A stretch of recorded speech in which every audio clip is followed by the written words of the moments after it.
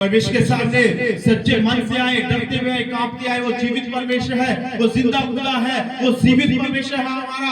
वो स्वर्ग से देखता है हमारी एक एक एक्टिविटी को। उसकी निगाहें हर एक मनुष्य के चाल चलन पर लगी रहती है। उसकी निगाहें मनुष्य के हर एक काम पर लगी रहती है। वो देखते रहते हैं कि कौन व्यक्ति क्या कर रहा है। वो देखते हैं कि कौन व्यक्ति क्या झूठ बोल रहा है, सच बोल रहा है। वो सब कुछ जानता है और देखता और परखता है मेरे प्रिय आप सब लोगों को। इसलिए आपसे कुछ भी छिपा नहीं सकते। हालेलुया।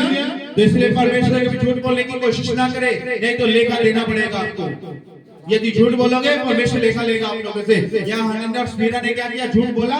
उसी टाइम जब झूठ बोला पतरस के सामने, पतरस को बोला हनन्याह ने मेरी जमीन बिकने के बेके आधी की बच्चों पाली, उसी घड़ी बाइबल कहते उसी घड़ी वो वहीं पे पतरस के सामने उसने अपने प्राण छोड़ दिए।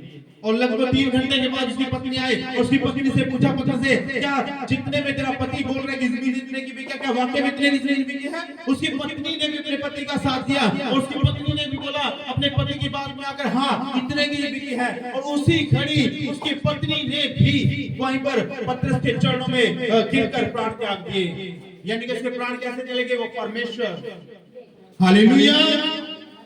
जैसे झूठ बोलने की कोशिश ना करें परमेश्वर। आप मुझसे छुपा सकते हो मेरे प्रियो, लेकिन उस परमेश्वर से कुछ भी छिपा नहीं सकते आप लोग। इसलिए कभी झूठ ना बोले। हाँ किसी संडे नहीं आ पाए आप लोग, कोई मजबूरी है, कोई बात नहीं, वो देख रहा है परमेश्वर। यदि तुम जानबूझकर झूठ बोल रहे हो इस संडे वाले दिन, ये काम हो गया, वो गया, आराम से रजाई के अंदर पड़े हो, अपने आराम से तुम आग सेक लो, अपने घर के अंदर बैठ के आराम से मोहल्ले में एक दूसरे के पड़ोस में बैठकर आराम से आग सेक लो, तो परमेश्वर देखता है। आप मुझसे झूठ बोलोगे ना तो परमेश्वर देखता है, क्योंकि हमारे ऊपर परमेश्वर का आत्मा ठहरा होता है। खुदा के दास के ऊपर परमेश्वर का आत्मा होता है और खुदा के दास को खड़ा करने वाला कोई मनुष्य, कोई इंसान नहीं, वो जीवित परमेश्वर खड़ा करता है।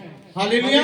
ये अधिकार जो यहाँ खड़ा होने को मिलता है, ये अधिकार किसी मनुष्य की ओर से नहीं मिलता, ये स्वर्ग की ओर से मिलता है और परमेश्वर देता है। और परमेश्वर के दास को उसका आत्मा लाता है। पहले जब खुदा के दास के लोगों, खुदा के दास के पास लोग आते थे, जब खुदा का नबी, खुदा का दास जब किसी राजा से मिलने आता, किसी व्यक्ति से मिलने आता था, वो डरने लग जाता, कांपने लग जाता था कि पता नहीं परमेश्वर की ओर से क्या ये पैगाम लेकर आया होगा मेरे लिए। वो डर जाते थे, डरते थे पहले खुदा के दास से मिलने से भी लोग, खुदा के नबी के आने से लोग डरते थे। कहीं कुछ क्या होता है, क्या पैगाम लेकर आएगा हमारे लिए, पता नहीं क्या अच्छा समाचार होगा, बुरा समाचार होगा। डरने लग जाते थे खुदा के दास से वो जब आता था। क्यों? क्योंकि वो जानते थे कि खुदा का नबी, खुदा का दास जब भी उसके लोगों के पास आएगा परमेश्वर के, वो परमेश्वर की ओर से आएगा और परमेश्वर भेजेगा और कोई पैगाम देकर भेजेगा, कोई मैसेज देकर भेजेगा। इसलिए वो डर जाते थे पहले ही।